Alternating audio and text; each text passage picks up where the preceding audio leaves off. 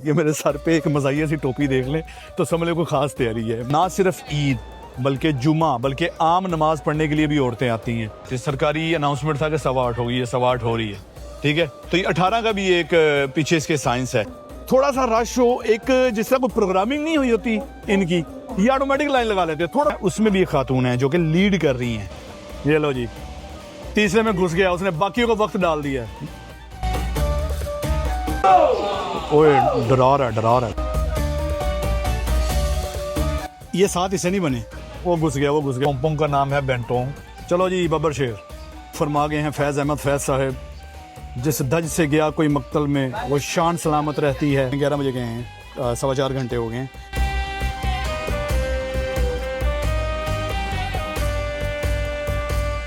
तेरे कुर्बत के लम्हे, वो इधर 3 तराइयां कर चुकी हैं कुर्बत के लिए 2 जानवर।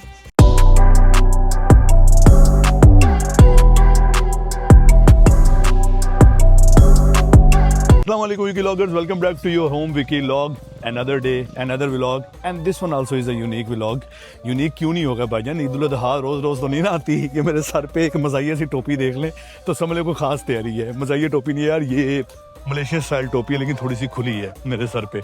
एनीवेज यार, ईद उल अज़हा 2026 और थोड़ा सा लेट हो गए। हम पढ़ने जा रहे हैं मस्जिद निगारा मले में कहते हैं नेशनल मॉस्क को। मुझे इसी तरह याद है 2024 की जो ईद भी हमने इसी मस्जिद में पढ़ी थी। उस वक्त भी आपको इस मस्जिद के बारे में बताया था, तो जल्दी जाते हैं आपको आज भी इस मस्जिद के बारे में बताते हैं।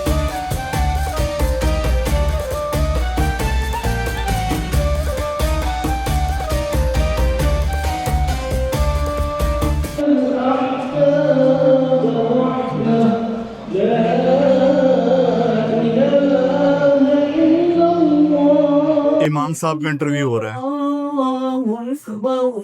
इमाम साहब ने हाथ में खुतबा पकड़ा हुआ है और ये मस्जिद के बाहर जो है ना, बाहर सहन में आवाम सफों में बैठ चुकी है।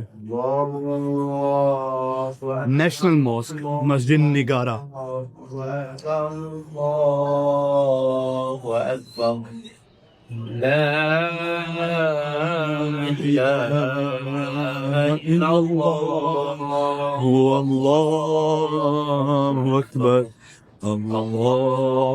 यार ये देखें ज़रा, मैं पूरी तरह तो बिल्डिंग कवर नहीं कर पा रहा, लेकिन छतरी जैसी शेप है ना इसकी, तो यूनिक है, काफ़ी खूबसूरत मस्जिद है माशाल्लाह। नेशनल मॉस्क है। 27 अगस्त 1965 को ये ओपन हुई थी, ठीक है। और सिंबल ऑफ मलेशियन इंडिपेंडेंस समझ लें, क्योंकि मलेशिया की जो इंडिपेंडेंस डेट हुआ 31 अगस्त को होता है, तो 31 अगस्त से 5 दिन पहले इन्होंने ओपन की थी। और कोलालमपुर के अंदर ईद की नमाज़ पढ़ने के लिए, जुमे की नमाज़ पढ़ने के लिए मस्जिद वलाया पटसू कोतवान, जो कि फेडरल मॉस्क कहलाती है, वहाँ पे भी मैं ईद पढ़ चुका हूँ। ईद उल फितर मैंने इस साल वहीं पे पढ़ी थी। लोगों का उसके साथ साथ इस मस्जिद की तरफ भी रुझान होता है, तो काफ़ी ज़्यादा आवाम की तादाद आपको नज़र आ रही होगी, ठीक है। और 15,000 तक लोग जो हैं, मैं आपको साथ साथ सराउंडिंग भी दिखा रहा हूँ, 15,000 तक लोग जो हैं इसमें नमाज़ पढ़ सकते हैं मस्जिद के अंदर सहन में समेत और अंदर की बिल्डिंग समेत। और ये मार्दिका 118 कोलालमपुर की स्काई लाइन भी दिखाते हैं आपको, ठीक है। अच्छा, आइकॉनिक जो इसकी अम्ब्रेला शेप है ना, वो मलेशियन ट्रॉपिकल जो एक एनवायरनमेंट होता है, यहाँ पे बारिशें बहुत होती हैं, तो बस वो फिर वो अम्ब्रेला शेप की तरह उन्होंने बना के मलेशियन ट्रॉपिकल एनवायरनमेंट की निशानदेही की है, आप कह लेंगे, उसको रिप्रेजेंट किया है इन्होंने। खैर, इसकी जो मीनार की, इसकी जो छत है ना, अम्ब्रेला शेप टाइम मैंने बोला, इसकी जो निकली हुई चीज़ें हैं ना, फॉर एग्जांपल ये जो उभरी हुई चीज़ें हैं ऊँट के कोहान की तरह, ये 18 हैं, ठीक है। तो ये 18 का भी एक पीछे इसके साइंस है, इस ये 18 बनाने की। वो साइंस ये है कि मलेशिया की 13 स्टेट्स और 5 इस्लाम के पिलर्स, 13 + 5 18, तो उसकी वजह से फिर इन्होंने ये 18 बनाई है। बाकी मैं आपको साइड पे दिखाता हूँ। ये देखें, ये मस्जिद की साइड पे है, ये देखें, ये साइड पे वो सामने जावी है, जावी की बिल्डिंग है वो ऊंची, ठीक है। जावी लिखा भी हुआ है। जावी यहाँ का आपके समझ ले कि महकमा इस्लाम है, इस्लामिक रिलेटेड। किसी ने कोई कन्वर्ट होना है इस्लाम की तरफ, कोई इस्लाम कबूल करना है, तो वो यहाँ आएगा, यहाँ आके ऑफिशियल डॉक्यूमेंट लेगा। बड़ी इंटरेस्टिंग चीज़ बताता हूँ, ऑफिस के अंदर हमने प्रेयर रूम बनाया। अब ऑफिस में सिर्फ कुलीग्स नहीं नमाज़ पढ़नी है, उस प्रेयर रूम को भी हम प्रेयर रूम के तौर पे यूज़ नहीं कर सकते। और हमने हालांकि कॉम्पस के ऊपर किबला डायरेक्शन चेक कर ली थी कि किबला किस तरफ है, लेकिन हम अपनी तौर पे कोई किसी किस्म की मार्किंग नहीं कर सकते थे किबला इस तरफ है। जावी में एप्लीकेशन सबमिट की है, 1.5 महीने बाद ये लोग आए हैं, डॉक्यूमेंटेशन की है, कोई फीस नहीं होती। उस प्रेयर रूम को प्रेयर रूम का दर्जा दिया इन्होंने, उसके बाद किबला डायरेक्शन की मार्किंग की है इन्होंने। तो ये यहाँ पे ये चीज़ें इतनी मॉनिटर होती हैं। मलेशिया भर के अंदर जो खुतबे होते हैं ना जुमे के, पूरे मलेशिया के अंदर जो हर जावी का हर बड़े इलाके के अंदर एक छोटा सा सब ऑफिस भी होता है। वहाँ पे इमाम जो है वेंसडे को खुतबा जमा कराता है कि 2 दिन बाद जुमे को मैं ये खुतबा दे रहा हूँ। वो चेक करते हैं, क्रॉस रेफरेंसेस चेक करते हैं कि इसने हदीसें कोई ज़ईफ़ तो नहीं शामिल की। उसके बाद जो है कोई टॉपिक ऐसा कोई ऐसा तो नहीं जो किसी किस्म के दंगे फसाद को दावत दे रहा है, वो अप्रूव करते हैं। फिर छोटी से लेकर बड़ी से बड़ी मस्जिद तक फिर जाके जो है इमाम वो जुमे वाले दिन खुतबा पेश कर सकता है। ठीक है, उसके बाद एनीवेज ये हम अभी भी सहन में है, नमाज में अभी टाइम है। ठीक है, मैं आपको दिखा देता हूँ कि अवाम की काफ़ी ज़्यादा तादाद, मुझे Pakistani, Bangladeshi, international students different country के नज़र आ रहे हैं। ले जी, नमाज खड़ी हो गई है, ऐलान हो चुका है। तो 8:15 का टाइम था और मलेशिया भर में, पूरे मलेशिया में 8:15 बजे नमाज हो रही है।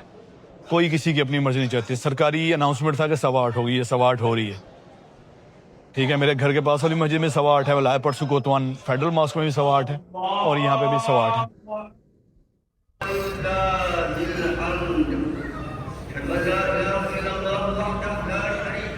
मेरे साथ आफ्ताब भाई और उनका बेटा भी आया ईद पढ़ने, तो इनसे भी ईद मिल लेते हैं। सर ईद मुबारक, ईद मुबारक। घंटा हो गया। ईद मुबारक यार। देखिए, मैंने कहा था ना अम्ब्रेला शेप, ये देखिए, ये अम्ब्रेला शेप है। हाँ, वो देखिए उधर जरा। अच्छा, मलेशिया में ना एक चीज़ बड़ी ज़बरदस्त है, यहाँ पे किसी किस्म की भी लाइन लगाने के लिए ना आपको सिक्योरिटी या किसी इंस्ट्रक्शन की ज़रूरत नहीं होती। वो देखिए लाइन में निकल रहे हैं सारे।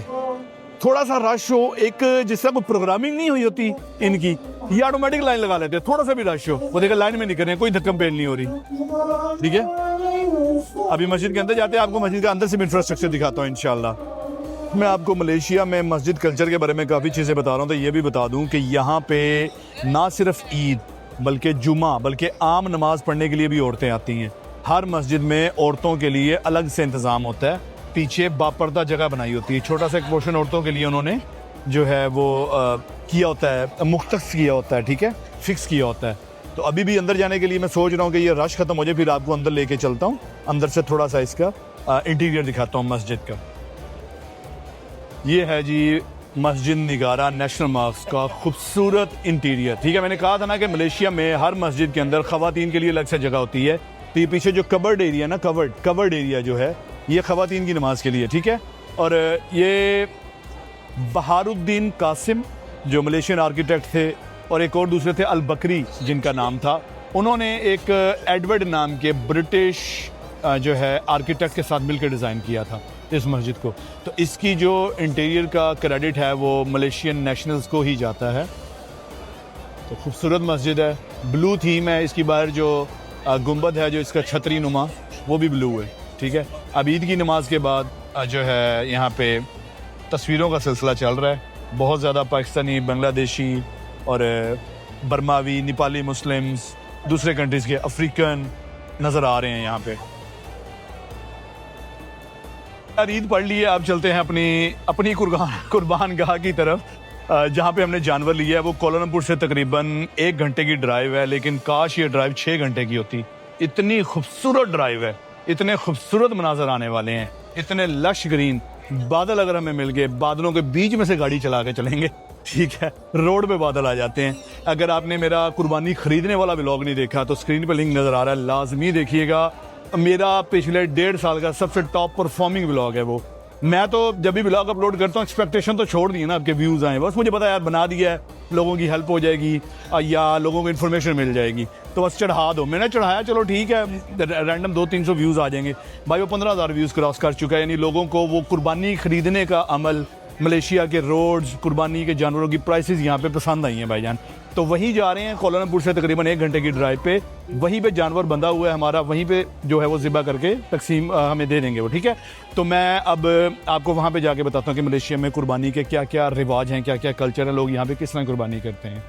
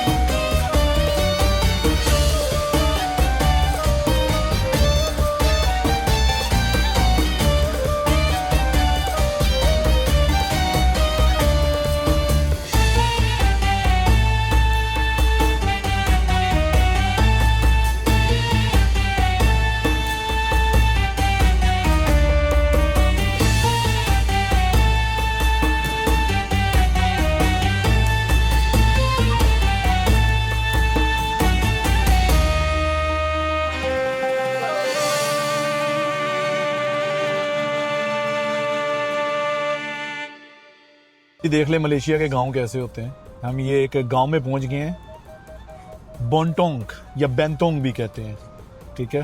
काफ़ी साफ सुथरे, और मले में जो गांव को कहते हैं वो कहते हैं कैंपोंग, कोम्पोंग भी कहते हैं, कैंपोंग भी कहते हैं, ज़्यादातर कोम्पोंग कहते हैं। तो कोम्पोंग है जी, कोम्पोंग का नाम है बेंटोंग। साफ सुथरे, वेल डेवलप्ड, पाकिस्तानी गांव जैसे तो नहीं है डेफिनेटली, एक जो मिट्टी की खुशबू है वो नहीं आएगी आपको यहाँ पे, तो लेकिन फिर भी इनके गांव भी हमारे शहरों से अच्छे हैं।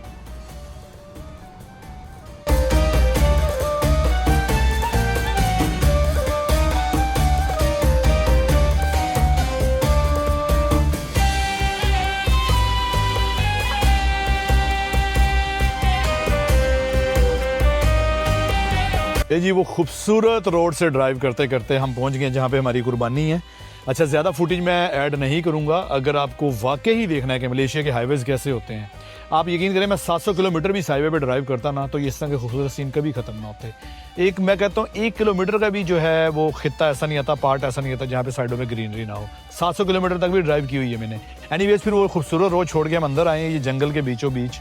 ये कैटल फार्म है, ये स्लॉटर हाउस है जहाँ से हम कुर्बानी लेके गए हैं। आपको बहुत सारी गाड़ियाँ नज़र आ रही हैं, ठीक है। तो बेंतोंग का एरिया है हमारा।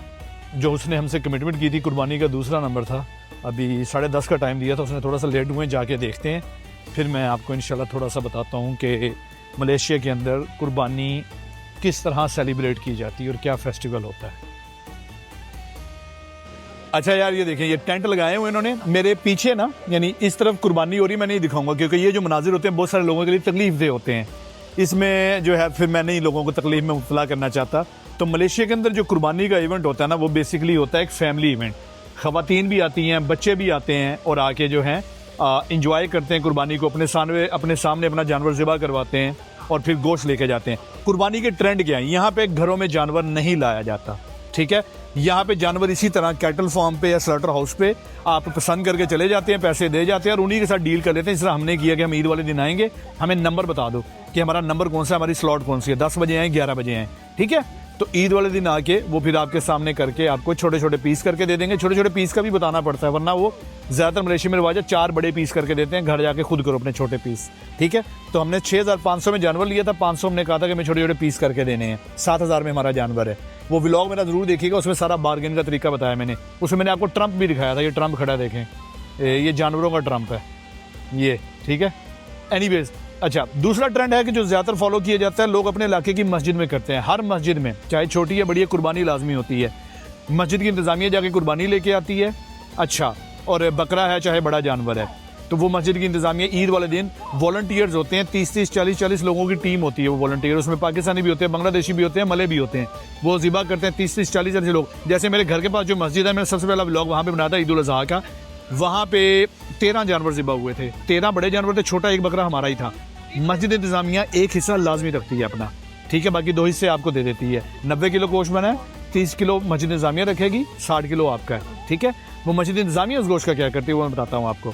तीसरा ट्रेंड ये होता है कि यहाँ पे ऑनलाइन बहुत सारे प्लेटफॉर्म हैं, वेबसाइट पे जाएं, अपॉइंटमेंट बुक करें, स्लॉटर हाउस जाएं, उनका जाके बकरा पसंद करें और या बड़ा जानवर पसंद करें। ईद वाले दिन आपको वो ज़िबा करके आपके घर पे गोश्त डिलीवर कर देंगे, ठीक है, ईमानदारी से।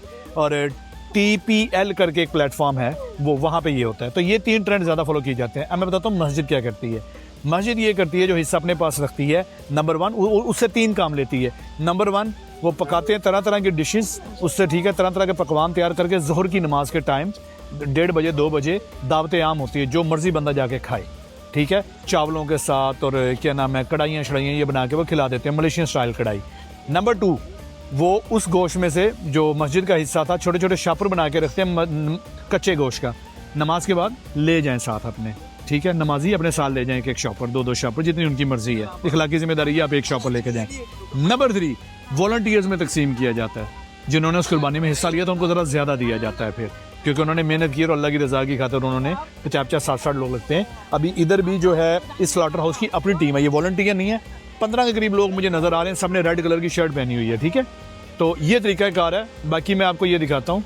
अच्छा, फिर ये जो स्लॉटर हाउस होते हैं, ये ना सिर्फ टेंट लगाते हैं, क्योंकि मैंने बताया ना फैमिलीज आती हैं, ये दिखाता हूँ मैं आपको। ये देखें, मैं तेज़ घुमा रहा हूँ क्योंकि मैं वो ज़िबा होता नहीं दिखाना चाह रहा।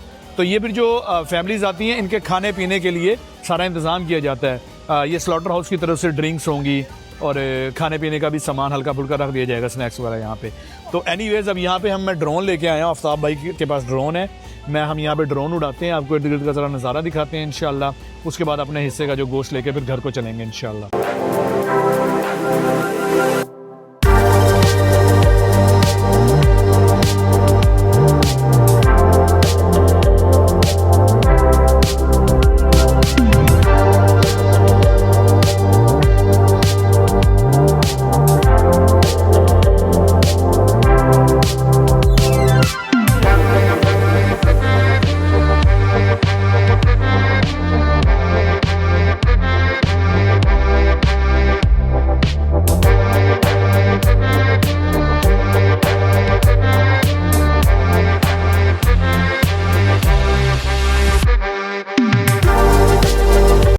जो भी स्लॉटर हाउस होता है ना, स्लॉटर हाउस होता है जो भी कुर्बान का होती है, उसकी तरफ से फिर ये ड्रिंक्स और स्नैक्स वगैरह उनके ज़िम्मे होते हैं। ड्रिंक्स ला के रख दी हैं। और मैंने बताया था कि फैमिली इवेंट होता है, ख़वातीन भी आती हैं। और जब मैं लास्ट ईयर गया था वहाँ पे मैंने एक ख़वातीन को छुरी फेरते भी देखा था। यहाँ पे इनकी जो टीम है उसमें भी एक खातून है जो कि लीड कर रही हैं, ठीक है। वो चेक कर रही हैं किसका कितना नंबर है। तो एक खातून है वो, यानी कि फॉर एग्जाम्पल अब किसकी बारी है। ये 3 जानवर इकट्ठे गिरा रहे हैं। तो ये रेड शर्ट वाली टीम है सारी, देख रहे हैं। ये जो बाहर खड़ा है ये वाला नहीं, जो अंदर रेड शर्ट में है, ये सारी टीम है। 2 दफा रस्सी छुड़ा चुका है ये।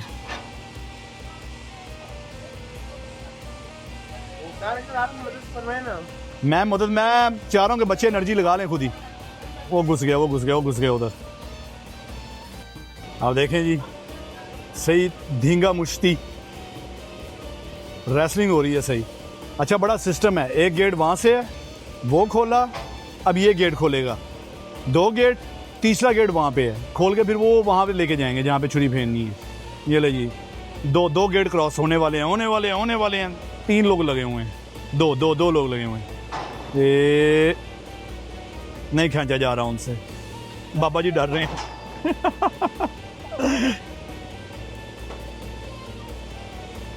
ये लो जी, तीसरे में घुस गया, उसने बाकियों को वक्त डाल दिया। ये इस पूरे स्लॉटर हाउस का जे काम शिक रहे हैं। अब ये रेस्ट कर रहे हैं, थोड़ी सी एनर्जी रिस्टोर करके दोबारा खींचेंगे उसे। देखिए जी, जिनका जानवर ज़िबा हो रहा होता है ना, उनके नाम लिखे होते हैं। तो आफ्ताब सब के लिखे हैं, वकार, फहद, वाजिद, तनवीर, सदीक, आफ्ताब जी। Thank you. तो ये अब क्या करेंगे, ये जो है जानवर जब ज़िबा हो रहा होगा उसकी वीडियो बनाएंगे और उसके उधर खड़े होकर पहले नाम पढ़ेंगे, फिर मल्ले में बताएंगे कि दुआ देंगे कि अल्लाह ताला इनकी कुर्बानी कबूल फरमाए। इनका नाम लेके दुआ करेंगे। फिर ये जो है वो ज़िबा वाले प्रोसेस की तरफ जाएंगे। ये तीसरा और आखिरी मरहला, काफ़ी रजिस्ट किया है इसने। अब आखिरी मरहला है जी इसका। रस्सी फंस गई है, दरवाजे के नीचे से रस्सी निकालनी है इन्होंने। बाबा जी बहुत डरते हैं और ये रस्सी निकल गई है। अब देखें आखिरी मरहले में रजिस्ट करता है कि नहीं करता। चलो जी, बब्बर शेर नहीं खींचा जा रहा, 3 लोग खींच रहे हैं।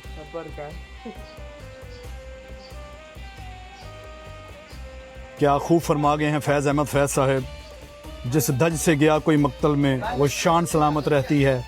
ये जान तो आनी जानी है, इस जान की तो कोई बात नहीं। हाँ, तेरे कुर्बत के लम्हे। वो इधर 3 तराइयाँ कर चुकी हैं कुर्बत के लिए 2 जानवर। तो फूल जैसे, लेकिन फूलों की जो उम्र मुख्तसर। तो एनीवेज इसमें तो यही आता है, जिस जात से गया कोई मक्तल में।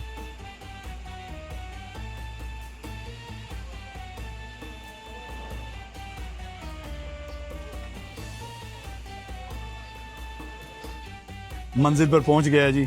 अल्लाह ताला कबूल फरमाए। अल्लाह ताला, ओए डरा रहा है। अल्लाह ताला कबूल फरमाए। अल्लाह की राह में हमेशा अच्छी चीज़ कुर्बान करनी चाहिए।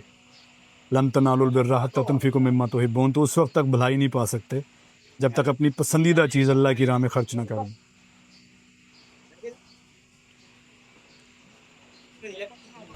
ये जी अब आ गया। देखिए, मैंने बताया था ना कि हर स्लॉटर हाउस की तरफ से जो अवाम यहाँ पे बैठी होती है उनके लिए तो आम का बंदोबस्त किया जाता है।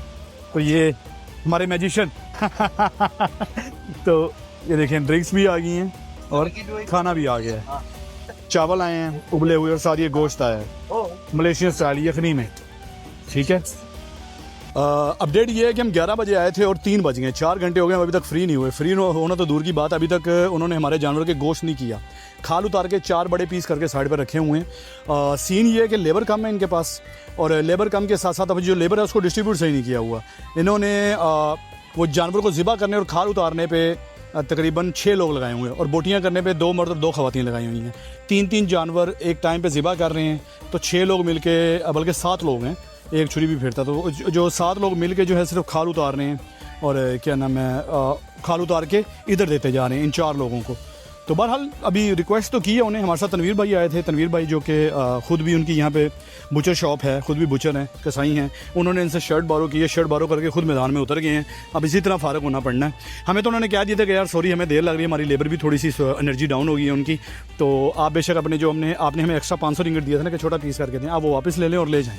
लेकिन हमने कहा नहीं यार अब कहाँ लेके जाएँ इतने बड़े बड़े पीस हम, तो अब कर रहे हैं अल्हम्दुलिल्लाह। टाइम थोड़ा सा लग रहा है, लेकिन इंशाल्लाह मुझे उम्मीद है कि अब जल्दी फारिग हो जाएंगे तनवीर भाई के उतरने से इंशाल्लाह मैदान में। तो ये देखें, ये टेंट में खाना आता जा रहा है। अभी थोड़ी देर पहले नूडल्स आए थे, बॉयल एग आए थे। बोर नहीं में होने देते, बस एक करने को कुछ नहीं, और दूसरा गर्मी और सिग्नल भी नहीं आ रहे मोबाइल के। वहाँ से ज़िबा करके इधर लाते हैं, इधर जो लटका के फिर उसकी जो है वो करते हैं, क्या नाम है, पीस करते हैं बड़े बड़े, ठीक है। फिर उसके बाद यहाँ पे जो है ये किलो किलो के शापर बनाए जाते हैं, ठीक है। ये किलो किलो के बैग में करके देते हैं। अच्छा, इसके बाद का क्या प्रोसेस है मैं आपको अंदर दिखाता हूँ। तो किलो किलो के बैग है ना, उनको वैक्यूम किया जाता है। ये देखें, ये वैक्यूम कर रहे हैं। मैंने आपको बताया था ना ख़वातीन भी काम करती हैं यहाँ पे, तो हमने कहा जी हमें वैक्यूम रहने दें, क्योंकि अब फॉर एग्जांपल किलो किलो के बैग हमारे, अब अगर हमारा जानवर 300 kg का भी है तो 300 बैग बन जाएंगे। 300 बैग को वैक्यूम करने में बड़ा टाइम लगेगा, तो हमने कहा जी हमें वैक्यूम ना करवाएं, हमें वैसे ही दे दें। तो तनवीर भाई जब से लगे हैं तो काम का सिलसिला जो है थोड़ा सा तेज़ हो गया, तो अल्हम्दुलिल्लाह मुझे लग रहा है कि हम भी घर जा सकेंगे। 3:15 हो गए, 11 बजे गए हैं, 4.25 घंटे हो गए हैं, अब घर जाने की उम्मीद पैदा हुई है। ये ले जी, ये 7, ठीक है। बड़े जानवर में 7 हिस्से होते हैं, ये उन लोगों के लिए मैं इन्फॉर्मेशन दे रहा हूँ जो मुस्लिम नहीं है, ठीक है जी। तो ये 7 हिस्से बन गए इक्वली, लेकिन ये 7 हिस्से नहीं बने, हम 8वें 9वें 10वें हम भी बन गए यार। सुबह 11 बजे से आए हैं और अभी बज गए हैं शाम के 7 घंटे। ये देखें पसीने से लबरेज शराबूर 6 घंटे यार। बहुत मुझे इस चीज़ से मायूसी हुई है कि उन्होंने हमसे 500 रिंगट एक्स्ट्रा लिया था कि ठीक है जी हम आपको गोश्त करके देंगे। जैसे कि मैंने पहले भी बताया कि ज़िबा करने वाली साइड पे 6 लोग थे, 7 लोग थे, इधर गोश्त करने वाली साइड पे 2 ख़वातीन और 2 लोग बिठाए हुए थे। तो स्पीड उनकी इतनी स्लो थी। तनवीर भाई खुद मैदान में उतरे हैं, तो फिर भी अब एक अकेला बंदा क्या करे, फिर भी देर लग गई है काफ़ी। लेकिन अल्हम्दुलिल्लाह यार 31 kg हर बंदे के हिस्से में आया, ठीक है। 31 kg, 31 से 32, ठीक है। अब सीन ये है कि देखें, ईद उल अज़हा और ईद उल फितर में यही होता है कि ईद उल अज़हा है कुर्बानी के साथ। अगर मैं पाकिस्तान करता, यहाँ कुछ ना करता, या मैं घर बैठा रहता, किसी को कह देता जी मेरा गोश्त ले आना, तो भी मेरी काहे की ईद यार। अल्लाह ताला कुरान में फरमाते हैं कि अल्लाह ताला को ना कुर्बानी का गोश्त पहुँचता है ना खून पहुँचता है, अल्लाह ताला को तुम्हारा तकवा पहुँचता है। ये जो 7 घंटे हमने स्पेंड किए ना, ये हमारी तरफ से एक छोटी सी कोशिश थी कि अल्लाह ताला हमसे राज़ी हो जाए, हमारी कुर्बानी कबूल फरमा ले, आमीन। तो अल्हम्दुलिल्लाह ईद उल अज़हा की रौनकें कुर्बानी के साथ ही हैं। देखिए, एक जो ईद उल अज़हा का मेन मकसद है ना कुर्बानी करना, हम मुसलसल 7 घंटे में उसमें मसरूफ़ रहे हैं, ठीक है। चाहे रीज़न इस इंतज़ामिया की नाअहली बनी है, लेकिन हम 7 घंटे उस चीज़ में मसरूफ़ रहे हैं। सुबह से निकले हुए हैं, यहाँ हैं 7 घंटे मजाल है, यहाँ से हिले और नमाज़ें भी यहीं पे पड़ी हैं, खाना भी कुछ नहीं खाया। यहाँ पे जो इन्होंने स्नैक्स वगैरह दिए थे, हल्का फुल्का गोश्त दिया था, वही खाया, ना कोई नाश्ता किया ना कुछ। तो बस अल्हम्दुलिल्लाह ये था दिन हमारा। 1000 रिंगिट पर पर्सन आया, हमें 7000 का हमारा जानवर था, और 1000 रिंगिट में हमें 31 kg यानी पाकिस्तानी 70-72 हज़ार रुपये में हमें 31 kg गोश्त आया है। लेकिन कभी भी कन्वर्ट नहीं करना होता, करेंसी को हम यहाँ कमाते हैं तो यहीं स्पेंड करेंगे ना, हम पाकिस्तानी रुपयों में क्यों कन्वर्ट करें इसको। और बस अल्लाह ताला से ये दुआ है कि अल्लाह ताला कबूल फरमाए, आमीन। कुर्बानी का सिलसिला मैंने आपको दिखा दिया, फिर समराइज़ करूँगा। 3 किस्म के फैशन होते हैं कुर्बानी के, या तो TPL के ज़रिए जैसे प्लेटफॉर्म है वहाँ पर जाकर पसंद करो, घर डिलीवर करवा लो, कहीं जाने की ज़रूरत नहीं है, ईद सो के गुजार लो। नंबर 2 मस्जिद के साथ कर लो, एक हिस्सा मस्जिद ले जाएगा। जैसे 31 किलो बना था, 10.5 की जो मस्जिद में ले जाना था, 10.33 kg बाकी आपके पास आना था। अब वो ये समझ लेना मस्किनों का हिस्सा अपने मस्जिद को दे दिया अपना, और रिश्तेदारों का आ जाना था। रिश्तेदारों की सूरत हम इधर अपने कुलीग्स वगैरह को, दोस्तों को बांटते हैं, ठीक है, जो कुर्बानी नहीं करते यहाँ पे पाकिस्तान करते हैं, बिल्कुल नहीं करते। और तीसरा जो है मस्जिद बता दिया मैंने आपको, ठीक है। तो यार अगर ये व्लॉग पसंद आया तो आप वो व्लॉग लाजमी देखिएगा जिसमें हमने जानवर परचेज़ किया था, मैंने पहले बताया, उसका स्क्रीन पर लिंक नज़र आ रहा होगा आपको, कि वो अभी तक का मेरा पिछले 1.5-2 साल का सबसे ज़्यादा व्यूज़ वाला और सबसे ज़्यादा पसंद किया जाने वाला व्लॉग है। तो उसमें मैंने जानवर का बार्गेन करना, डिफरेंट जानवर के रेट दिखाए थे, खासकर मैंने मलेशिया के खूबसूरत हाईवे दिखाए थे। अपना ख्याल रखिएगा, अल्लाह हाफिज़।